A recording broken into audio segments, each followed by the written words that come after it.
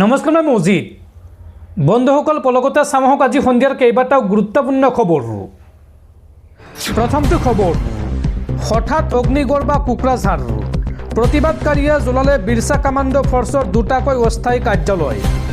গৰু চোৰৰ সন্দেহত দুটাকৈ ফৈদৰ মাজত হৈছিল প্ৰচণ্ড মাৰপিটৰ ঘটনা আৰু এই ঘটনাত দুজন লোকৰ মৃত্যু হৈছে আৰু তাৰ পিছতে ৰাজপথলৈ ওলাই আহিছে হাজাৰ হাজাৰ প্ৰতিবাদকাৰী।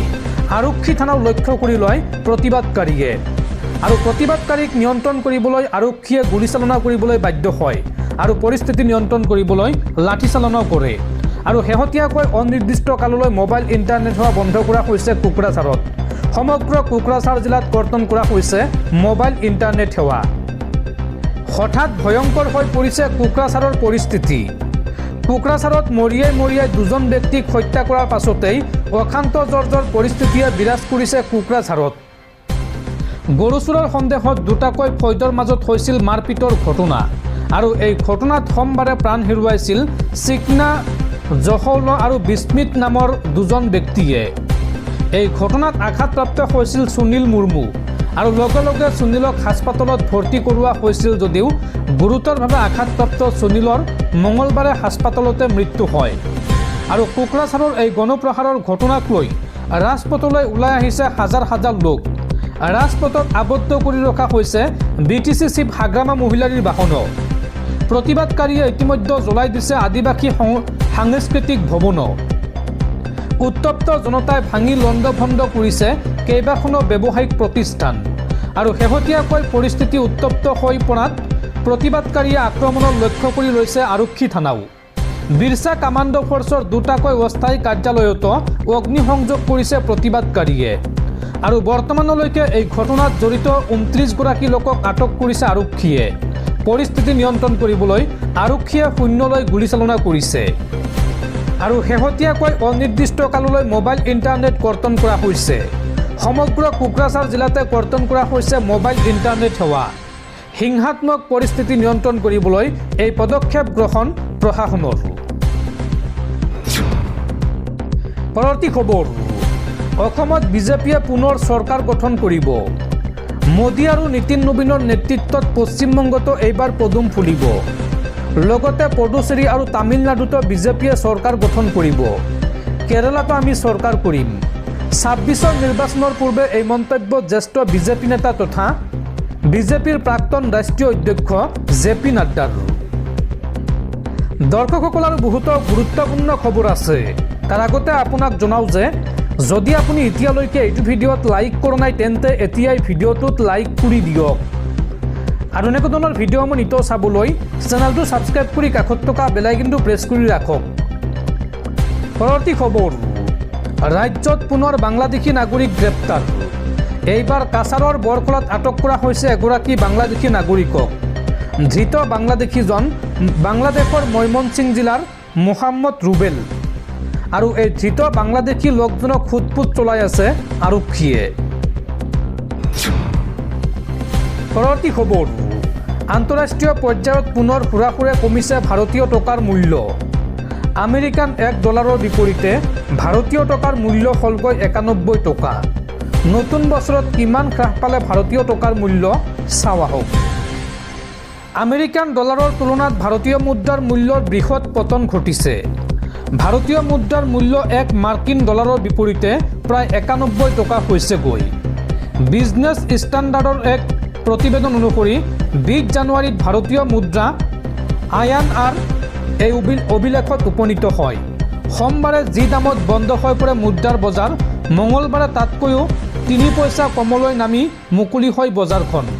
মঙলবাৰে বজাৰখন প্ৰতি ডলাৰত 90.93 টকাত মুকলি হয়।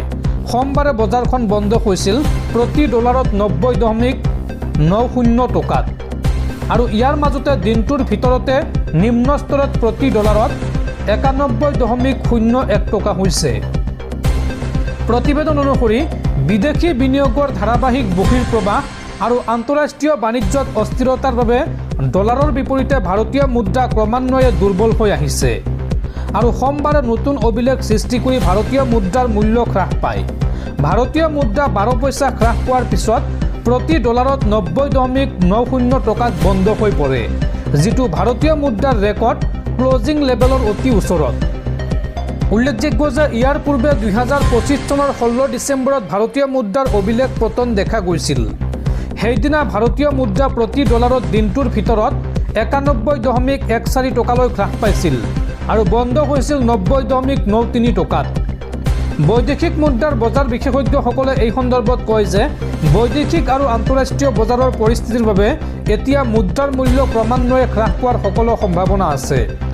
গ্ৰীণলেণ্ডক লৈ ইউৰোপীয় দেশসমূহৰ সৈতে গুৰুতৰ বিবাদ আৰম্ভ হৈছে আমেৰিকাৰ ৰাষ্ট্ৰপতি ডনাল্ড ট্ৰাম্পৰ। শুল্ক আৰোপ কৰাৰ সকিয়নি দিছে তেওঁ আৰু এই পৰিস্থিতিক লৈ সমগ্ৰ বিশ্বৰ বিনিয়োগকাৰী চিন্তিত। ফিনড্ৰেক্স ট্ৰেজাৰী এডভাইজাৰ্ছ LLPৰ ট্ৰেজাৰী আৰু কাৰ্যবাহী সঞ্চালক অনিল কুমাৰ ভাঞ্জালীৰ মতে ট্ৰাম্পৰ শুল্ক বৈধ নে নহয় সেই বিষয়ে আমেৰিকাৰ আদালতে সিদ্ধান্ত ল'ব আৰু ইয়াৰ প্ৰভাৱ সমগ্ৰ বিশ্বৰ বাণিজ্যত প্ৰভাৱ পেলাব। এতিয়া সকলো বজাৰে অধিক বিপদত পৰিছে, যাৰ বাবে সোণ আৰু ৰূপত বিনিয়োগ বৃদ্ধি পাইছে। উল্লেখযোগ্য যে 2025 চনৰ পৰা ভাৰতীয় মুদ্ৰাৰ মূল্য ক্ৰমান্বয়ে হ্ৰাস পাই আহিছে। যোৱা এটা বছৰত ভাৰতীয় মুদ্ৰা 6% হ্ৰাস পাইছে। 2025 চনৰ ডিচেম্বৰ মাহত ভাৰতীয় মুদ্ৰাই প্ৰথমবাৰৰ বাবে 90 টকাৰ সীমা অতিক্ৰম কৰিছিল আৰু সেই বছৰতে ভাৰতীয় শ্বেয়াৰ বজাৰৰ পৰা অভিলেখ পৰিমাণৰ বিদেশী বিনিয়োগ ওলাই গৈছিল। 2026 চনত এতিয়ালৈকে ভাৰতীয় মুদ্ৰাৰ মূল্য প্ৰায় 1% হ্ৰাস পাইছে। পৰৱৰ্তী খবৰ, অসম কোঅপাৰেটিভ এপেক্স বেংকৰ কোটিটকীয়া ঋণ কেলেংকাৰীক লৈ CBIৰ তদন্ত তীব্ৰতৰ হৈছে। পূৰ্বে সাৰদা কেলেংকাৰীৰে জড়িত ৰাজেশ বাজাজৰ বাসগৃহত CBIৰ তালাচী। অসম কোঅপাৰেটিভ এপেক্স বেংকৰ কোটিটকীয়া ঋণ কেলেংকাৰীক লৈ তদন্ত তীব্ৰতৰ হৈছে। এই কেলেংকাৰীত অভিযুক্ত ব্যৱসায়ী ৰাজেশ বাজাজৰ মহানগৰীৰ সৰুমতীয়াৰ বাসগৃহত কেন্দ্ৰীয় তদন্তকাৰী সংস্থা CBIয়ে অভিযান চলাইছে। এই কেলেংকাৰীত বেংকৰ শীৰ্ষ পৰ্যায়ৰ বিষয়াসকল জড়িত থকাৰ সন্দেহ উত্থাপিত হৈছে। CBIয়ে অভিযানকালত বেংকিং লেনদেন, নথিপত্ৰ আৰু সম্পত্তি সম্পৰ্কীয় গুৰুত্বপূৰ্ণ তথ্য সংগ্ৰহ কৰি থকা বুলি জানিব পৰা গৈছে। উল্লেখযোগ্য যে অসম কোঅপাৰেটিভ এপেক্স বেংকৰ সৈতে জড়িত এক বৃহৎ বেংক জালিয়াতিৰ বিস্ফোৰক তথ্য পোহৰলৈ আহিছিল। অভিযোগ অনুসৰি এপেক্স বেংকৰ অধ্যক্ষ বিশ্বজিৎ ফুকনৰ ঘনিষ্ঠ বুলি পৰিচিত এগৰাকী ব্যৱসায়ী ৰাজেশ বাজাজে বেংকৰ পৰা মুঠ 20 কোটি 30 লাখ টকা ঋণ লাভ কৰিছিল। সাৰদা কেলেংকাৰীত নাম সাঙুৰ খোৱা এগৰাকী ব্যক্তিক ৰিজাৰ্ভ বেংকৰ নিৰ্দেশনা উলংঘা কৰি এই বৃহৎ অংকৰ ঋণ প্ৰদান কৰা হৈছিল বুলি সেই সময়ত অভিযোগ উত্থাপন হৈছিল।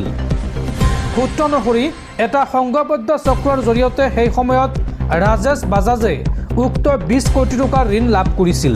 কিন্তু পৰৱৰ্তী সময়ত বেংকক এই ধন ঘূৰাই নিদিয়াৰ ফলতেই এপেক্স বেংক আৰ্থিক সংকটত পৰি দেউলীয়া অৱস্থালৈ গতি কৰিছিল। ইফালে CBIৰ অভিযান ইতিমধ্যে সমাপ্ত হৈছে আৰু সমগ্ৰ কেলেংকাৰী সন্দৰ্ভত অধিক তথ্য প্ৰকাশ পাব বুলি আশা কৰা হৈছে। এটা ৰঙা ৰঙৰ বেগত নথিপত্ৰসমূহ লৈ গৈছে তদন্তকাৰী দলটোৱে।